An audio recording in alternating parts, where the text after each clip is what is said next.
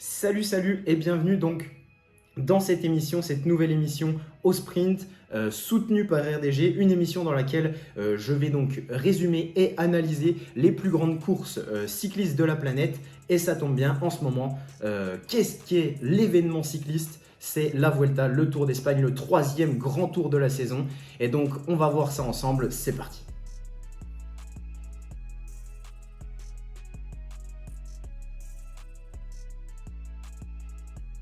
Aujourd'hui, ce dimanche, nous avons la première étape en ligne, deuxième étape de cette Vuelta. La première a été très controversée, le chrono par équipe qui s'est un peu mal passé niveau organisationnel.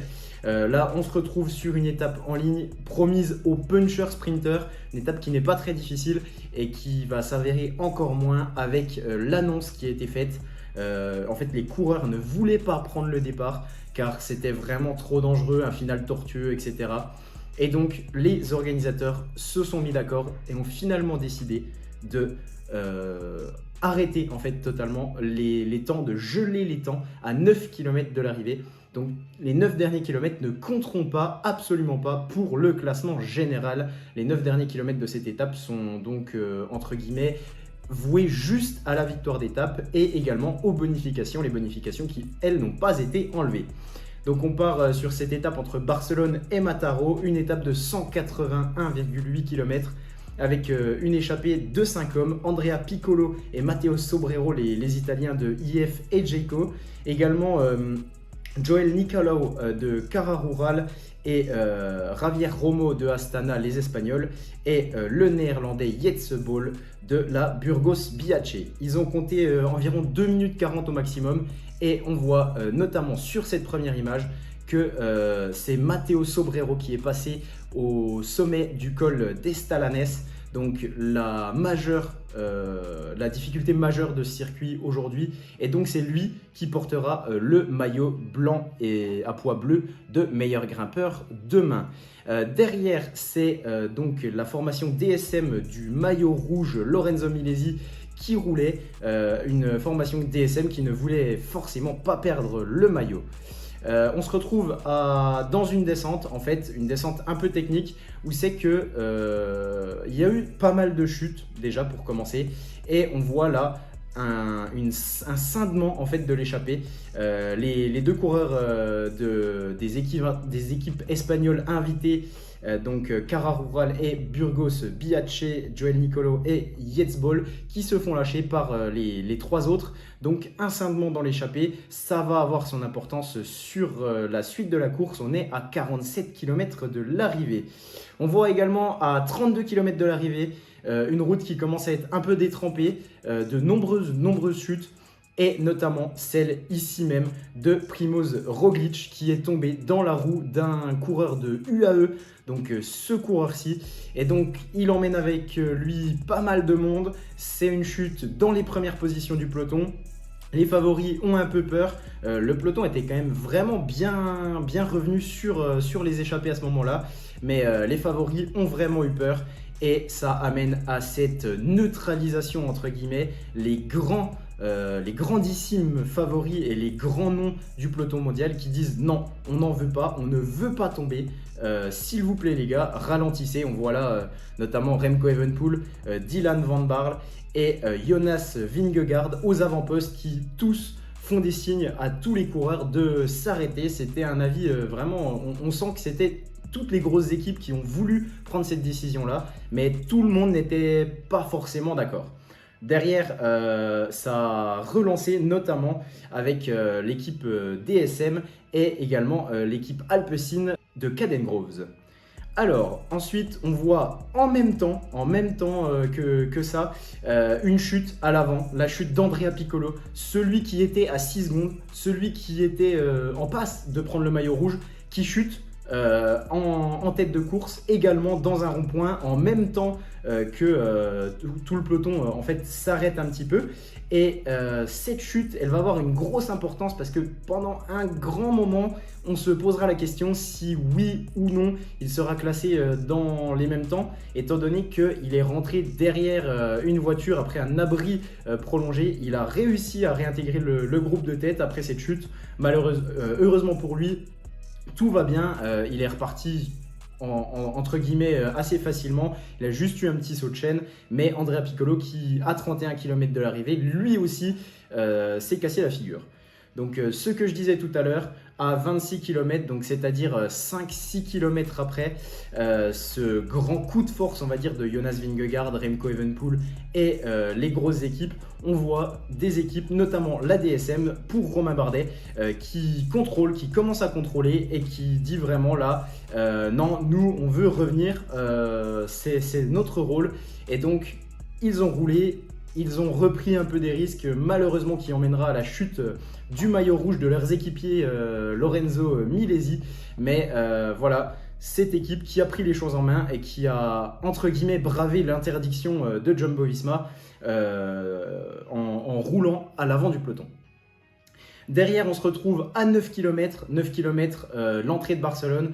On commence à prendre des routes un peu plus sinueuses, un peu plus dangereuses également. L'échappée qui s'est relevée, on sentait vraiment bien que Javier Romo et également Andrea Piccolo voulaient simplement, on va dire, le maillot rouge et le classement général.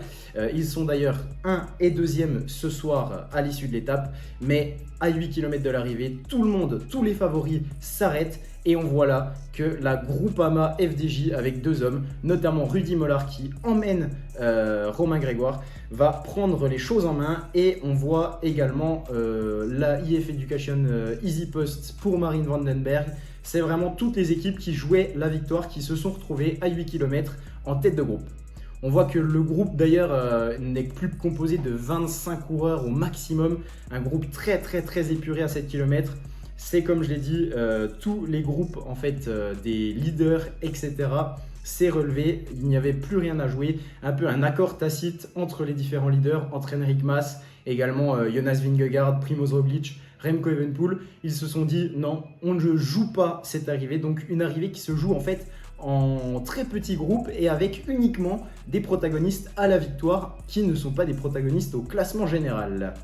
Donc on se retrouve donc au pied de Montjuïc, une côte pas très longue mais très raide avec la première attaque, c'est l'attaque de Rémi Rochas, le coureur de la Cofidis, le coureur français qui a attaqué, qui a essayé de faire le pied. Ça n'a pas fonctionné, notamment à cause de ces deux coureurs-là, donc les deux coureurs de l'Auto Destiny, Lennart Van Eetvelt à droite de la route ici et également Andreas Kron à gauche, qui va attaquer et qui va revenir sur Rémi Rochas. On va en reparler.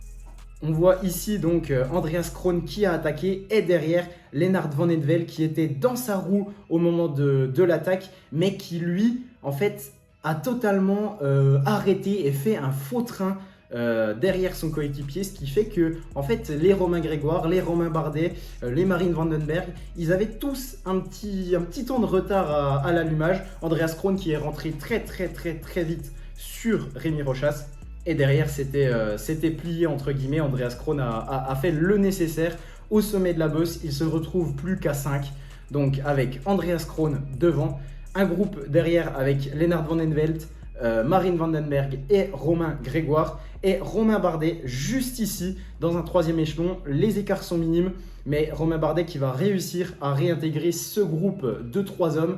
Donc on se retrouve avec un groupe de 4 hommes, 2 Français, à la poursuite d'un homme de tête, Andreas Kron, qui va faire une descente monstrueuse dans les 3 derniers kilomètres et qui va se retrouver à 1 km de l'arrivée avec juste un peloton derrière lui.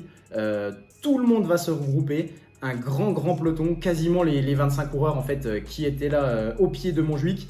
Et ce petit coureur là, en fait, c'est donc Lennart Van Eetvelt qui lui va totalement arrêter et il fait rideau.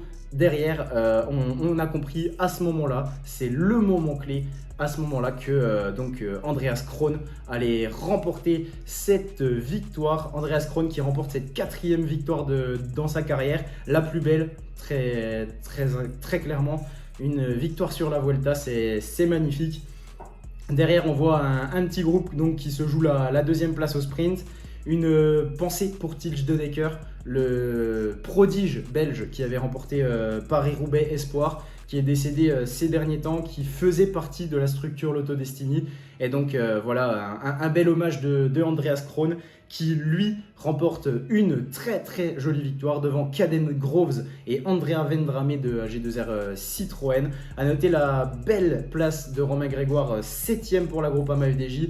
Également Lennart Van Envelt qui a fait une très jolie course. Andreas Kron peut remercier le petit prodige belge qui finit 8ème. Et Romain Bardet, porteur du maillot vert ce matin, qui finit 11ème. Pour ce qui est donc des maillots distinctifs, c'est Andreas Kron qui portera le maillot vert demain. Matteo Sobrero, comme j'ai dit, qui sera maillot à pois à la fin de cette étape. Andrea Piccolo qui portera le maillot rouge, mais qui est également le détenteur du maillot blanc ce soir. Il n'y a pas de changement notable au classement général avec cette règle installée par l'organisateur pour la sécurité des coureurs. C'est donc la fin de cette première de Au Sprint. Merci de m'avoir suivi. N'hésitez pas à aller suivre la chaîne YouTube de RDG Média FR ainsi que tous les réseaux sociaux. C'est très important. Et si vous avez aimé cette vidéo, n'hésitez pas à liker, à partager et à demain.